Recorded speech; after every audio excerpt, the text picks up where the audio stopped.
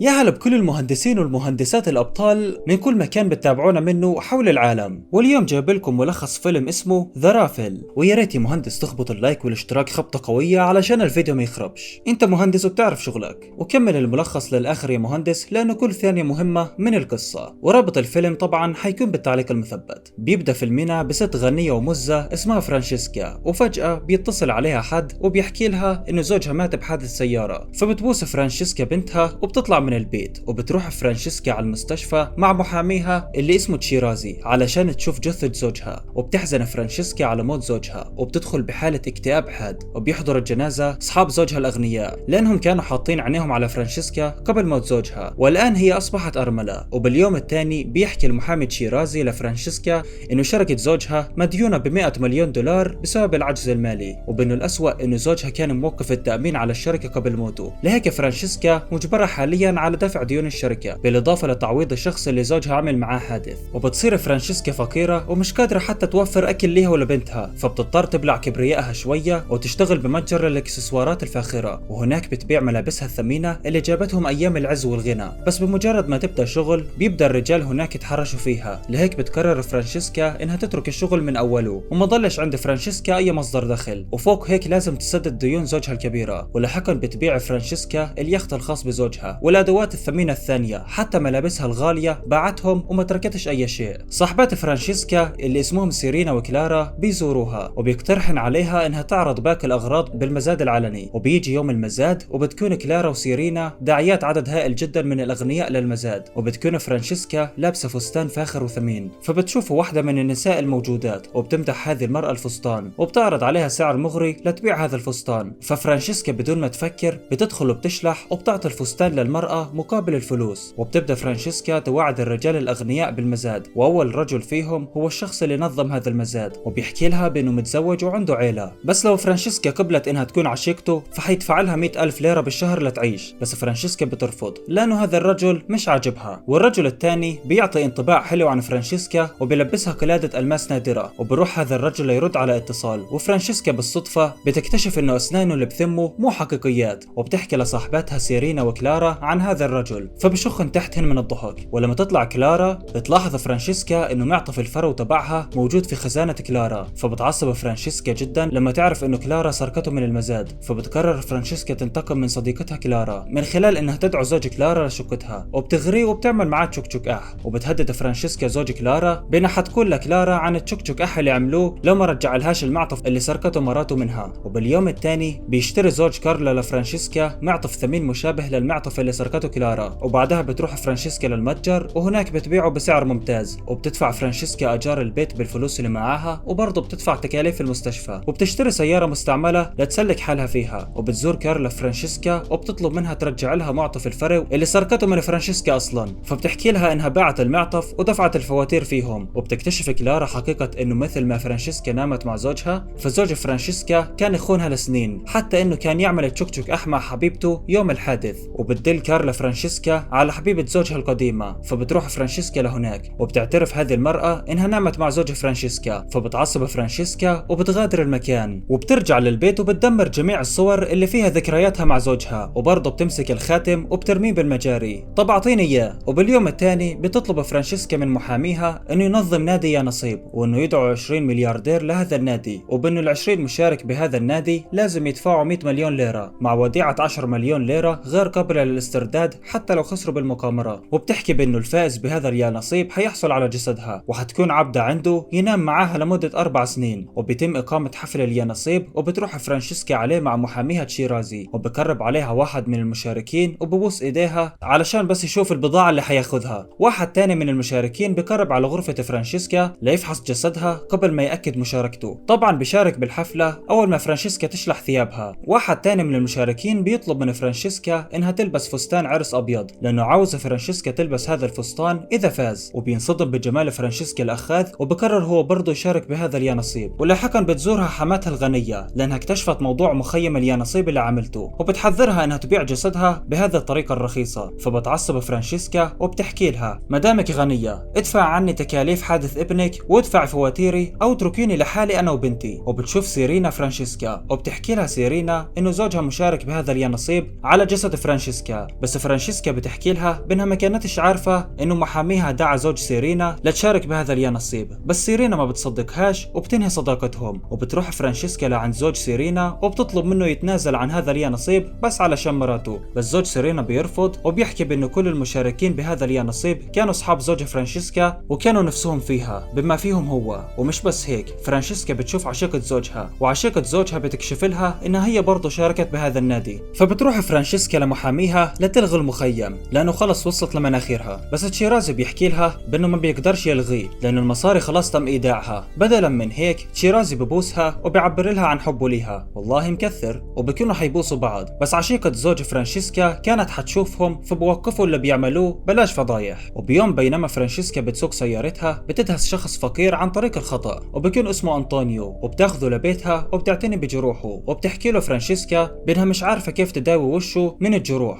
فأنطونيو بيكون واحد ممحون من الآخر يعني، وبيحكي لها بأنها تجلس على وشه وبهيك حيطيب من كل جروحه، وبيتظاهر بالإغماء وما عرفش إيش اللي صار. لو حابب تعرف إيش اللي صار رابط الفيلم حيكون بالتعليق المثبت. وبيكون أنطونيو رجل مختلف عن الرجال اللي كانت تعرفهم فرانشيسكا، وبتكون فرانشيسكا مبهورة بحبه وصدقه وطاقته، وبيوقعوا بحب بعض بسرعة. وطبعا ما فيش داعي إني أحكي لكم إنه كل اتنين مرتبطين، في احتمالية بيدوقوا تشوك آح. وبيوم بيعترف أنطونيو لفرانشيسكا بكل شيء عمله، وبأنه أنطونيو قفز أمام سيارة فرانشيسكا بالقصد علشان يوصل للي وصله ويقدر ينام معاها. فبتعصب فرانشيسكا وبتنهي علاقتها معاه، وبتعرف الشرطة بموضوع النادي وبتغلقه. وبيكون في شخص مجهول سرب معلومات للشرطة عن هذا النادي، وبأنه في 20 مليونير شارك كل واحد فيهم ب10 مليون ليرة كان حيتم إرسالهم لحساب فرانشيسكا. وبتحافظ فرانشيسكا على هدوءها التام بمخفر الشرطة، وبتحكي لهم بأنه بعد ما مات زوجها أصبح عليها هي وبنتها ديون كبيرة لأنه زوجها ما دفعهم مش قبل ما يموت. وبتدعي أنه أصحاب زوجها قرروا يساعدوها من خلال أنه كل واحد فيهم يبعت تبرع بقيمة 10 مليون ليرة لحساب فرانشيسكا بسبب احترامها وتقديرها لذاتها. فبيقتنع المحقق الغبي بكلامها وبسكر القضية، وبقرر ال20 مليونير أنه كل واحد فيهم فعلا يدفع 10 مليون ليرة لفرانشيسكا لأنها أنقذتهم من الشرطة. وبهيك فرانشيسكا قدرت تكسب فلوس كويسة بدون ما تضطر تبيع نفسها. وبتطلع فرانشيسكا وبنتها من المدينة، وبيتضح أنه فرانشيسكا هي الشخص اللي سرب معلومات المخيم للشرطة. وأترككم تفكروا بهذه النهاية الغامضة لأنه معاها بيخلص فيلمنا لليوم. لو عجبك الملخص يا صديقي وحابب أنشر ملخصات غامضة مشابهة، من فضلك اشترك بالقناة يا صديقي، فعل زر الجرس، واترك لايك للفيديو لتدعم نمو القناة واستمرارها. ويا ريت يا شباب، يا ريت يا ريت يا ريت ما تنسوش تعملوا متابعة على صفحة مهندس الملخصات على الفيسبوك، واللي حترك رابطها بالوصف لأنه أنا بنشر هناك كمان، وعلشان لو ما كنت بتحب اليوتيوب تحضرني هناك على الفيسبوك. وبس أشوفكم على خير بالملخصات القادمة. كان معكم أخوكم عرسان من قناة مهندس الملخصات.